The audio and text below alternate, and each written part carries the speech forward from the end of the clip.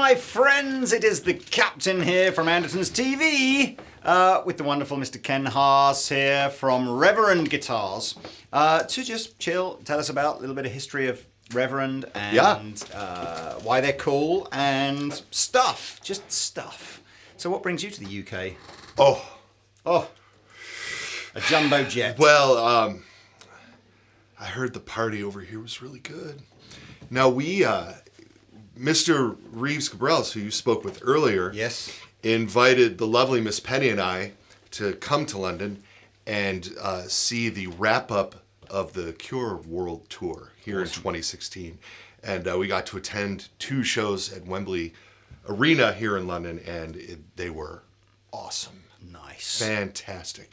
Yeah, there's nothing more exciting for me as a maker of guitars to see our guitars used in a professional setting. Yeah. And now understand, this is a professional setting, and I've seen you guys using our guitars in a professional setting. I like that too, but Wembley was amazing. It's fine. No, do you know what? I won't be offended by that. The fact that, 300 million people watch this video, but that's okay. No, they don't. It's 500 million. Yeah. Okay, look, Reverend. This is a brand that I was aware of, but hadn't paid too much attention to up until NAMM 2016. And then you won stuff. I think you won, best guitar brand ever in the history of mankind at the NAMM show. No, but at this NAMM show, we did win a Best in Show award for our Billy Corgan signature model. Best in Show. Best in Show, but that was the 3rd time we had won Best in Show at a NAMM. Yeah. I should pay more attention, shouldn't I? Well, I understand. There's a lot going on at those shows. For those of you watching who have been, it's utter madness. Yes. And there's so many cool things to look at. 100,000 people in there and 2,000 probably exhibitors and or whatever. It's It's madness. But, so anyway, I saw the brand, and 2015 had been a really cool year for Andertons because we'd taken on couple of other brands that had broken the kind of the deadlock of the Fender Gibson stranglehold, if you like, that I felt was on the guitar market. And the couple of other brands that were doing well were brands that were kind of going, look, I don't want to necessarily reinvent the wheel. We're not trying to create this new anything too crazy, but we are going to sit in a little pocket, which we're not really trying to copy Fender or Gibson. We're just going to do our own thing. And I thought, off the back of the success we'd have with these other couple of brands, I saw Reverend and I thought, something in my guitar buying bones said, I think that's a brand we should do at Andertons. That was one of the best decisions I think you've ever made. In hindsight, it was definitely up there. Because we have literally sold hundreds of these guitars this year. So, clearly something's going right. Yes. But this is the first time I've met Ken. We've Skyped many times. Mm-hmm. And if I'm completely honest with you, I was just drawn in by the look and the feel of the guitars. I don't really know a lot about the history of the guitars. So I thought you should tell us, because these are not like a guitar. This is a prestige heritage guitar brand that have been around for many, many years. We are celebrating our 20th anniversary in 2017. Yeah. Good for you, man. And I mean, 20 years in anything, is a milestone. And we're really excited, and we've got a bunch of cool stuff coming up next year to celebrate, and models that you will see at Andertons. Tell us about your mysterious kind of godfather of kind of design and tone, and tell us about Joe, because Joe he's Naylor, a bit camera shy, isn't he? Well, unless there's one on and pointed at him. Right. Yeah, he's one of those guys that ducks it, but then when it's there, he's pretty much good to go. But Joe, his father is actually from the UK. Oh, okay. And mother's from the Philippines. And Joe spends a little bit of time over here. So the next time he comes over here, I'll make sure he's in here for sure. And so Joe went to design school in the U.S., Western Michigan University, went to Roberto Venn School of Lutherie after, and became fascinated with the guitar simultaneously as someone who plays it, but everything about how the guitar worked interested Joe at the same time of learning how to play it. Yeah. While he was learning how to play chords, he was figuring out what made them physically work. And he's a chronic tinkerer and taker apart of things, and so Joe just started getting interested in building almost right away. Yeah. And he took a little foray into the amplifier business, and he owned a small retail repair shop in the East, what was used to be called as East Detroit. And he spent a lot of time repairing everything, every brand, and did a lot of buying and selling of vintage gear, buying stuff off the street, reselling, going to guitar shows, doing that sort of thing. And so he would, throughout the process of repairing all these 40, 50-year-old guitars, he started to put a genuine idea in his head of what he liked feature-wise. Yeah. You know, this about this model is fantastic, and this about this model is fantastic. These are really easy to work on because of this and this. And took a little dive off into the amp business where he founded Naylor Amplification. And eventually the path just led him back to the guitar. And so we started Reverend with a patent on a unique body construction. And he started Reverend in 1997 going forward with that guitar. And his whole idea in the electric is that he wants professionals like Reeves, if they're on the road and something goes wrong on the electric guitar, it shouldn't be a chore to sort of hunt down a part. And so everything that Joe's did, he's just want to sort of make things interchangeable and target these things for the working musician. After spending all those years and the time around the vintage guitars, his design aesthetic takes into account everything that he saw working on vintage instruments while presenting them in a modern light where things don't, you look at that guitar and you kind of know what it's about, but yet it has enough of its own flair that it's its own thing, and it's unmistakably a Naylor design. Joe's big into offset waists. He likes a lot of things, and so a lot of things in the vintage nature, and we've just taken those things and refined them. I like to say that anything about Reverend, in an industry that has a lot of companies that have 80-year and 100-year and 150-year histories, with our 20-year history, our designs, we're not held down by the weight of our own ancestry. You know, we can just throw stuff out there, and so we've come up with a bunch of really unique, cool things that aren't wacky. And so it's put us down the right path, and then we've refined these things over the years with the Carina bodies and the larger frets and the modern touches on guitars that have a vintage vibe to have a really cool modern guitar company. And I think I don't think I bored everybody to death with the details. I think we got there. I'm loving the comparisons between, let's be honest with you, there was another guy that made a good living out of designing electric guitars who came from an engineering and sort of guitar repair and amp repair background, and his name was Leo, and he did okay. Yeah, right, sure. So it's an interesting sort of similarity there. And you don't want to be that like super lofty. I don't want to compare Joe to Leo and make it be about something that it's not. But not unlike Leo, whatever Joe is working on is the Reverend guitar, and it's always moving forward in Joe's mind.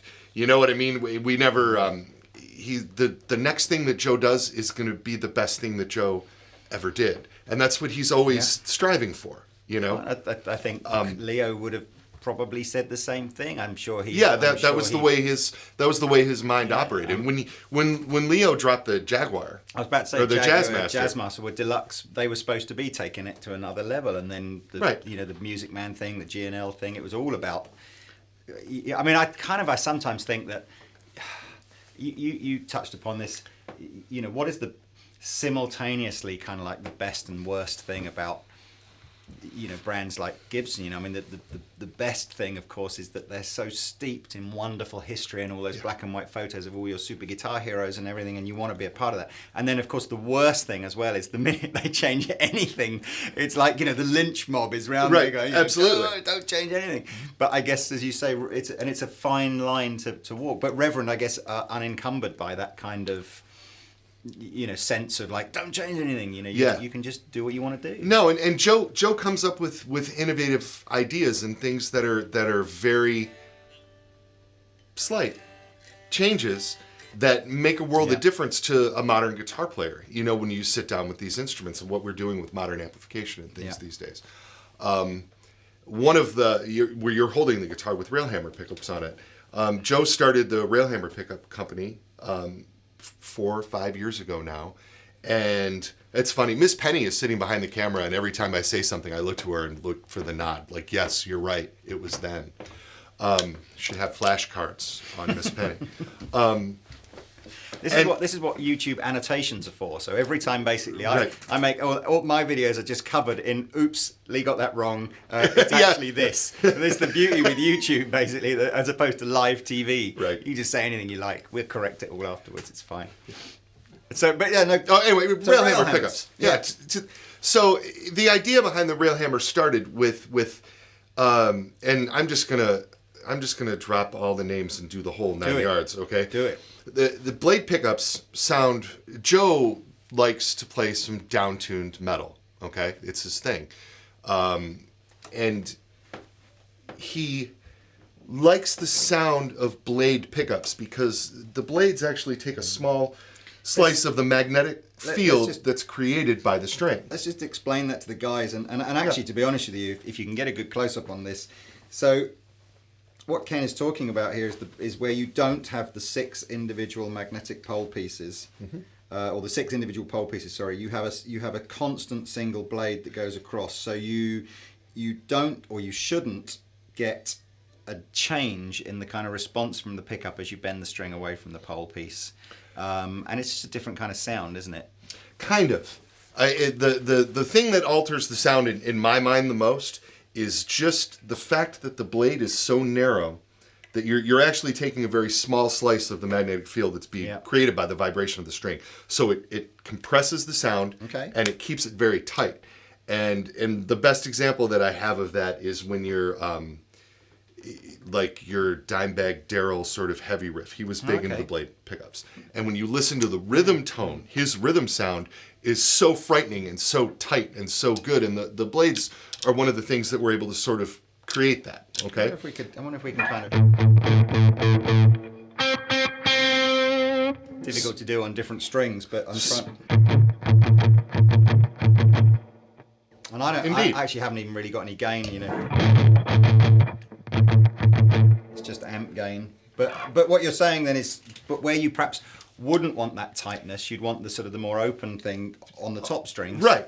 Then yes, and then as he would go into playing lead, it would be very shrill. Yeah. And the reason is, which is really, it defined his sound, which is fantastic. I'm certainly not taking anything away from that. Yeah. What Joe aimed to do was to keep that bottom end tight, and yet correct the shrillness that would come on the high end with the blade pickups. Yeah. So he uses these in this, this pickup is called the Chisel, these oversized magnet slugs on the top end, sort of correct that. Yeah. And you don't get the drop off between the blade and the slug or between the pole pieces, because the overall pickup creates a magnetic field all on its own so that it becomes not noticeable. And really these went to oversize just to balance the output that the blades were able to put out. And so you can have sort of have a dime baggy type thing on the bottom end and like a slash type thing on the high end, all within the same pickup, if that's what you desire. And so I believe Joe's original intention was for this to be a high gain type of thing, and then as it turns out, I play a lot of thumb and finger style, and it reacts the same way for that type of music, because where you would sometimes fart out your bass strings with your thumb, the blades are keeping all that nice and tight, but you can also play like metal rhythm on the neck pickup with a ton of gain, and it doesn't ever overdrive the bottom of the amplifier so much. So they've become really popular. Yeah. And the models that we do with them are really popular. We do a baritone guitar. We've been passing around while we've been here today. And it really, on the baritone guitar, it's stunning to play low B or low A driven guitar riffs and still have that twang, that pound, that's great. And then we do a version of the railhammer pickup in the that we call a hum cutter, where you just take this pickup and you remove 3 of the poles in one of the blades, so it sort of offsets them. Okay. And that is what the Billy Corgan signature railhammer pickup is based on. Okay. So is that Joe's, still a humbucker, or is yes, it like a split single coil? It's still a humbucker. There's still full coils Yeah. underneath. We've just removed some of the magnets. Okay. Joe's been able to voice that with wire gauge and things to make it sound just like a P90. Okay. And like it works like a hum cancelling P90 sort of sound. Yeah, but you don't. It's weird because with a lot of like the stacked style pickups, you feel like you're taking something away, and with these pickups that are set up like that, you don't. You know what I mean? And there's a sort of a natural nasal thing that happens with them that that Corgan likes well in that kind of environment. And then also when one baritone, we do a guitar that's tuned B to B with a trem, and that pickup works really, really well for keeping it clean and tight, but yet sounding like a single coil, like you would want a guitar like that to sound. Yeah. No, I'm fascinated by that. I had no idea that. I think you get so used to certain pickup designs almost just being gimmicky or novel, just like it's almost like let's just do it because it's different. Right. But it's really interesting to hear the thought process behind why that's been done. So. I know it's not all the humbuckers though that you use in the guitars are the railhammer designs. No. A lot of them are, but quite a few of them are. We understand that people like traditional things as well. There's going to be guys in the guitar buying marketplace that just want the look of the traditional. Yeah. And we do our own pickups. We do our own P90s. We do our own PAF, like a little hotter PAF style pickups, and those pickups have all been very popular in their own right. I didn't really feel the need to change that or take that out of any of the models. So the double agent, which is the one that you're holding, yes, this is a very kind chap that I met through the NAMM show called Joe Leach, that runs a store in the USA. Joe Leach. He was singing Reverend's praises at a time when I was thinking of doing them. And anyway, I did the thing, and we shot some video on Reverend guitars, and then I think he sold a few more as the result of the video. So he sent me a Reverend guitar as like a present, and he sent me one of these, a rosewood neck version, one of these in a flame maple. And I had it in my office. I have about 4 or 5 guitars hung up in my office that I'll just pick up from time to time and noodle. And don't take this the wrong way, but the Reverend one is the cheapest one of the ones hanging up in my office by some distance. Sure. And so at first I played it quite a lot because it was just the new one. And then I put it back and I played the other ones more. And then I don't know, but last maybe 2 months, it's just the one I pick up. And it's like I've completely got over this whole, I don't look at it now as the cheap one on the rack. I just look at it as the one I really like. That's how we got to Reeves. Yeah. Well, okay. So, and I'm happy to talk about that too. We have all these guitars manufactured in South Korea by a company called Mir. And the initial idea wasn't to go there because it was cheap. Yeah. The initial idea for Joe was, I need to find a manufacturing partner that can make my designs to the way I want them made. And he had some ideas we used to do sort of a non-traditional body construction with the guitar, and we used to get necks and pickups from Mir for that.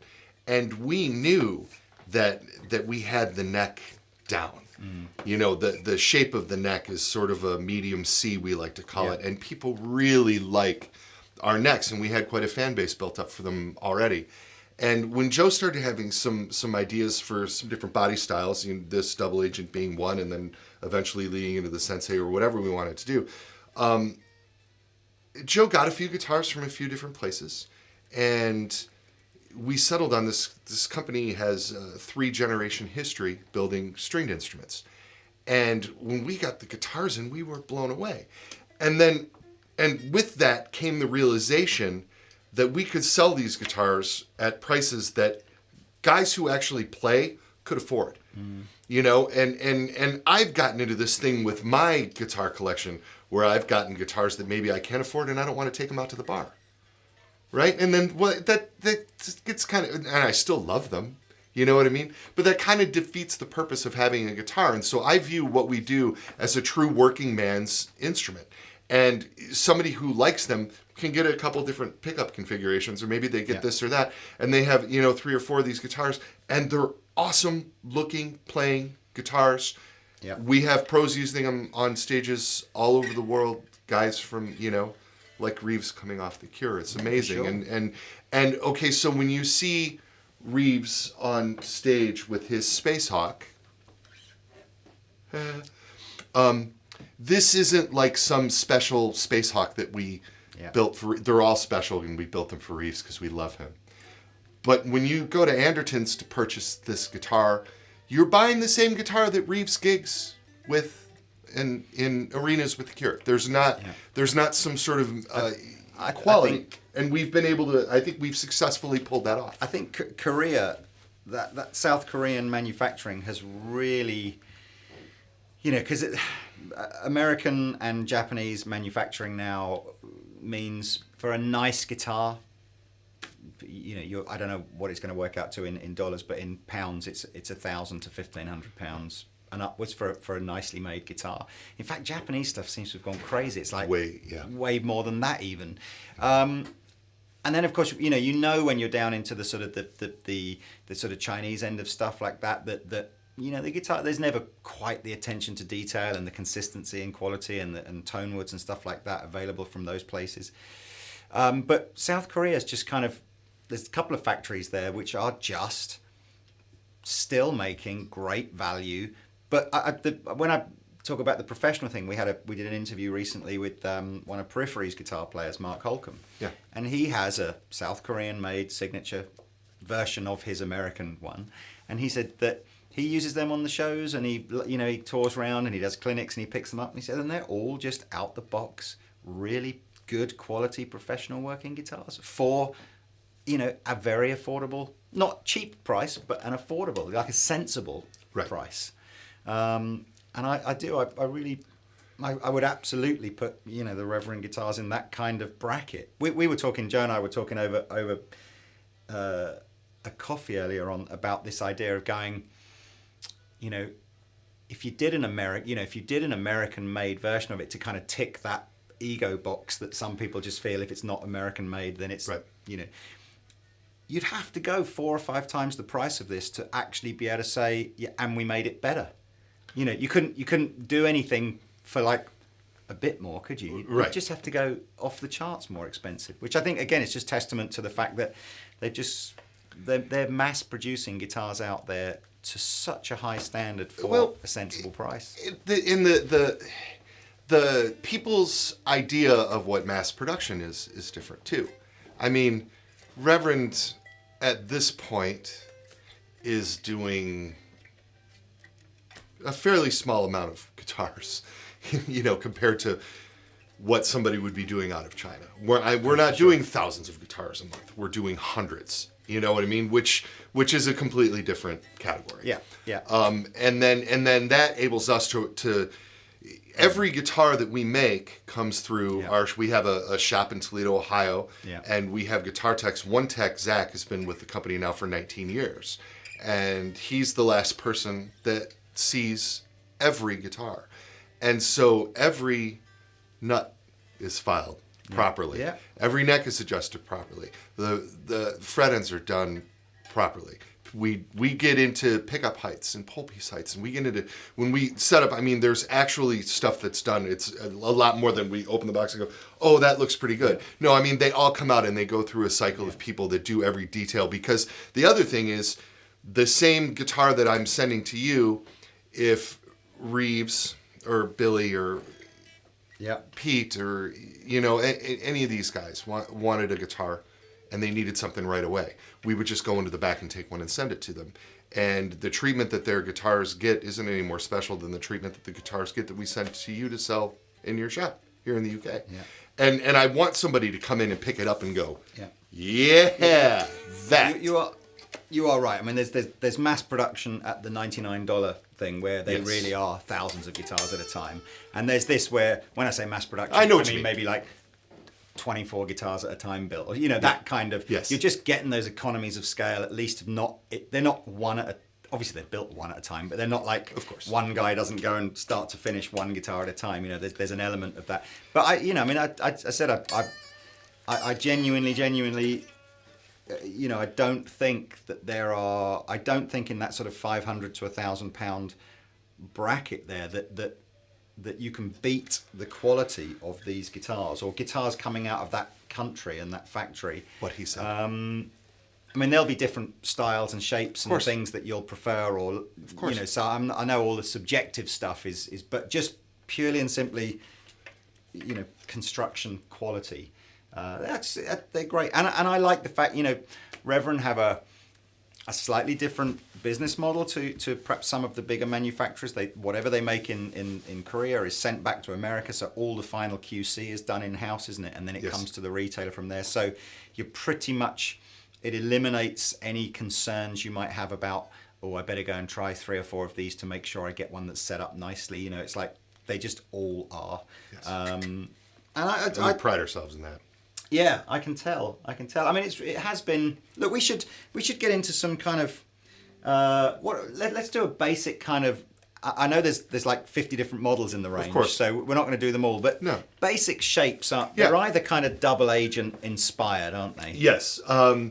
The double agent is Korean body, 25.5-inch bolt-on maple neck. We do a 6-bolt neck, just for rigidity and good tonal transfer and all of the reasons why you do that. Master volume, master tone, what we call our bass contour control, which actually, to simplify it, it actually sort of removes bass frequencies in a similar way that the tone control removes high frequencies. Can I just show people? Of course. I don't know how much gain we've got on here, but this is a feature that I use on my double agent all the time if I'm doing loops and stuff. What I'll tend to do is I'll put I say when I'm doing it just for my own personal pleasure. I'll put the loop down normally with all the bass in. And then I'll take the bass out and you can hear how much thinner that is. That's when I'll. Yeah, man. That's when I'll put the sort of the stuff over the top, and it just, it doesn't then clash kind of with the loop. And I'm kind of guessing that from a live perspective, it always surprises me that there's that back to front sense that actually, if you want to cut through, what you need is less. Right. Like if you're playing big open guitar chords and it's the predominant part of the band, then absolutely have the bass end in and be lush and fat. But if you've got the band playing and you just need to do your solo bit, actually what you want is less. And what a lot of good distortion pedals do is do that. They take that bass end out and give you that kind of accentuated punch. So it's a great tool. And again, even more recently, I've started kind of going, what's it like kind of in between, and there's just tones in there. I like it. So, P90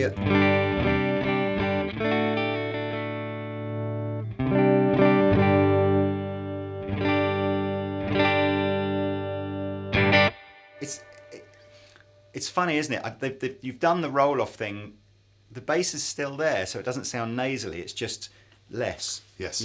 It's not gone. It's not like like an EQ control where you've EQ'd the bass out. You just seem to have, I guess, roll-off is the right.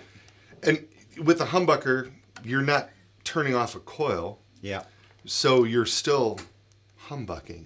Yeah. Even with the bass control all the way off.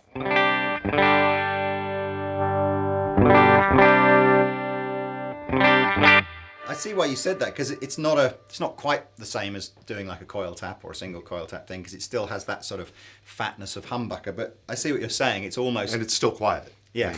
Dead quiet. So what are the variants then of like the double agent in terms of stuff that you can change up on this? We We do a 2 humbucker version of this guitar, the Charger HB, and a 2 P90 version, the Charger 290. We do this with what we call Revtrons, which is our flat rock model, and our buckshot model has a single coil in the bridge and a Revtron in the neck, and that's been a really popular guitar.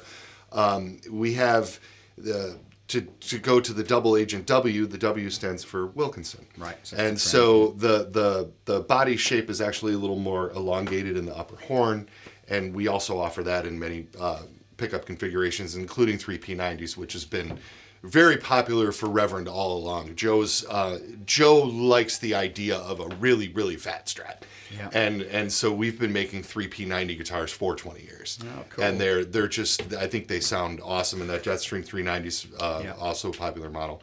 And again, all of those are all Carina bodied instruments. All bolt-ons, or do you do any those set neck versions of? We don't do a set neck version of this model. No, Yeah. when we start getting into set necks, you have the Sensei that you were holding, and Should we? So let's go. So I guess the other shape that you'll see consistently through the Reverend range is this kind of Sensei shape, Yes. or Sensei inspired. So I guess this is probably, where that is kind of, perhaps lots of Fender-y inspired designs mashed into something that's quite unique. yes. This is probably more Gibson-y inspired designs mashed into something that's a bit more unique. Yes. But still a Carina body. Yes. 24 3/4 inch Okay, scale cool. length. Set neck, as you can kind of see here. Yes. And again, I guess available in a number of different pickup configurations and Indeed. Bigsby versions. Bigsby versions, traditional humbuckers, P90s. And then we do a slightly larger bodied version called the Man Ray, which is a Yes. semi-hollow. Yeah. And there's a lot of things going on in our set neck range. We make a really fun guitar called the Warhawk, where we put the 3 P90s and a Bigsby on it, which is a similar body style to our Charger or our Jetstream in the other line. And the Tricky is... and the Tricky Gomez. I love that guitar. Yeah. And that is a semi-hollow Carina body maple top with an inline headstock. And that guitar in particular is fun because it is the dialed in 60s vintage guitar. Yeah. Where it does those funky sounds, but the guitar stays in tune and really has. Yeah. So and then any other shapes in the range that are kind of different, significantly different from these two? Just trying to think. Our Volcano. And that's the V, isn't it? Yeah. Yeah. I don't think we've ever ordered a Volcano. Perhaps we should. We do a lot of Really? volcanoes. Yeah. And is that a rail hammer loaded Volcano? We do a couple different versions. We do a flame maple top version with regular humbuckers, and then we do a rail hammer loaded version that's got we do it in a silver burst, which has been really popular. Yeah. The rail hammer pickups are very, very tight with the metal crowd. They're it does that thing. Do you sell the rail hammer pickups as a? Yes. Oh, okay, well we should order some of those from you. I didn't realize you could even buy those. On sales on camera. Yeah. You see how easy it is, kids? Oh, it's This can be This is literally, This we've can just be filmed like a done. normal meeting of basically Yeah, me right. meeting a guitar salesperson. Anything else you want to know? Yeah. And then this year we also one of the more interesting models that we make is this Baritone model. I'm going to grab it because it's cool. Baritone. And What is this, like a 27-inch scale length or something like that? This is 26 3/4, and the Space Hawk is a great example and jumping off point on this. When Joe sits down to work with an artist, and what we like to do is, instead of conforming something that we do into something that the artist wants to play, I've got this idea, and I think the Space Hawk is one of the best examples of this, is I want to make the guitar that the artist wants to play. And Reeves, in another one of your videos, Reeves sort of explains how this came about, so I don't really want to go into all the detail about it. But Reeves had a very specific idea of something that he wanted, and so we made it. And then that way the public is able to buy. This is an original model. Yeah. That Reeves and Joe actually sat down with together and created. And so Joe will start off with sort of no conceptions when it comes to making an instrument. And Joe always felt that the baritone stuff didn't work properly. And one of the reasons why he thought that is because everybody just put a longer neck on what they were already making and called it a baritone. And so when Joe sat down to do the descent, he sat down to make a baritone, which is why if you'll notice the body is a little more elongated. The bridge is set back into the body further. The pickup placement is different. And we went with this 26 3/4 scale length so that a guitar player doesn't sit down with this and they feel like they're doing this. It feels natural to just sit and play and strum. We developed a custom set of strings that we ship these with through SIT strings, which are available here, I would imagine, yes. And these strings include a plain third, a plain 26 on the third string. So you don't have that wound third string. So when you're... So guitar players feel natural with the strings being tuned. We ship these tuned B2B. And it makes for some interesting tones. And with the rail hammers holding that bottom end, which got lower, tight, you can back off the bass contour and do a whole lot of it.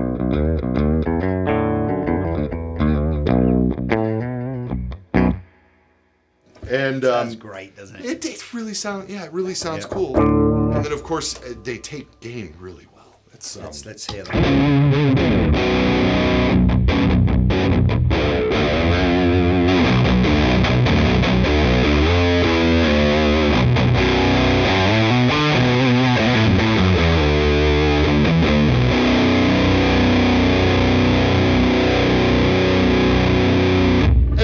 And you know, lead.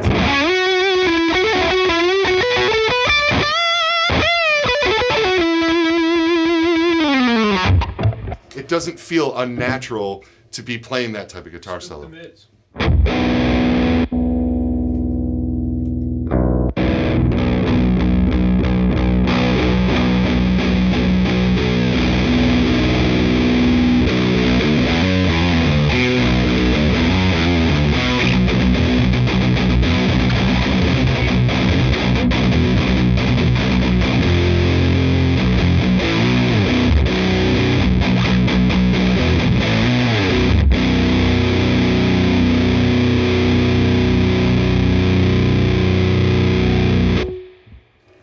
Sounding guitar. So what can we expect in 2017 then from Reverend for your 20th anniversary? Wow. We are doing 20th anniversary double agent guitars. Cool. Yeah, it's been one of the best selling guitars in the line throughout our existence. I think the different pickup combination within one guitar, I think a lot of people like that. They gravitate towards that. And the What's P90 going to be in special the neck. about the 20th anniversary ones then? We're doing flame maple top versions in 4 different colors with brushed aluminum pick guards and 20th anniversary inlay on the 21st fret. That's going to be cool. Rail hammer hyper vintage bridge pickup. And then also and coming for next year, we are launching a signature model with Kyle Shutt of the Sword. And too familiar with them. I don't know if what kind of band is that? They're really cool. They're a hard rock metal band out of Austin, Texas. First tour was with Metallica. Fair enough. So they're 5 albums into their career. They've gone. It's really riff-based metal. It's really really cool. I mean they've kind of. I hate to talk about bands like that because I hate to pigeonhole them into what I think they sound like, because what I think they sound like what somebody else thinks, But I think the last record's got a lot of sort of Deep Purple kind of prog rock thing going on with the heavy riffs, and dude just wails, man. It's cool. And this guitar is really cool, and it's really set up for him. What shape was that based on? Or It's on our Man Array, so it's a double cutaway, larger bodied set neck. With a lot of fanciness on it. It's pretty neat. And then we're also doing a SIG model for a band which you guys have been over here a few times now, and you'll be seeing them over here again next year. The gentleman's name is Shade, and he's the guitar player for a band called Code Orange. Okay. And they are a hardcore band out of America's Midwest, and they're new records coming out on Roadrunner. It's just everything I've heard of is just amazing. And this this grown man just kicks ass on the guitar and has a really cool, they're real creative and really, really good band with one of the most powerful hardcore live shows I've ever seen in my life. We've been working with them for 4 years, and they're young guys, and they're just, and girls. I don't want to take anything away from, should get my ass beat. But the band's kick ass. That's coming, and then I'm very excited that we're going to be launching a signature bass model for Mike Watt. Oh, okay. Of Minutemen, Firehose, Stooges, solo. He's played, and he's just so prolific and has played with so many people and we done didn't really talk about the so bassist, many things. And yeah, there's some cool Mike is a range. legend, and I think it's really neat that we've, as a company, that we've attracted people like Reeves and like Mike and like Billy Corgan and some of these guys. These are all people that when I was growing up when I was a teenager in the 80s, and that first Tin Machine record blew me away, and I'm it's just so it's amazing for me sometimes to be to do stuff like this with Reeves and to work with him on his guitars and stuff is just awesome. And I feel that way about Watt. I mean, doing a bass. If you'd have told 16-year-old me that I would be doing a bass with Watt, I'd have probably fallen over dead. Well, so nice. We're excited for next year. Stuff happens. So, well, look, man, I appreciate you coming over. Thanks for having us. Putting up with the weather over here. Well, that's probably not that different to how it is back home. It's a little bit warmer here, actually. Really? Than it has been back home. Yeah. And thanks for showing these. You guys should check out the Reverend range. As I said, there's probably 40 or 50 different models in the range. I'll put a link in the description below. But for now, I've been the Captain. That's your cue to say, I've been Ken. I've been Ken. And we shall see you next time.